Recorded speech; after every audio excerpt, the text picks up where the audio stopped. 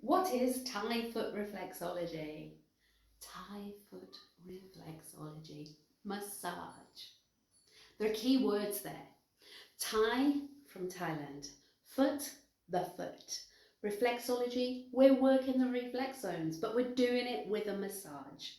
It is similar to Chinese reflexology, but it is a massage in its own element and own right. Thai foot reflexology works the base of the foot. It works on the zones on the base of the foot. But the massage is all over the foot, the ankle, the calf, and behind the knee. It's a complete relaxation. It's working the joints, it's working the ligaments, it's working the tendons, and it's excellent for mobility in the feet, for calming the central nervous system, and helping with sleep. Yep, for those insomniacs.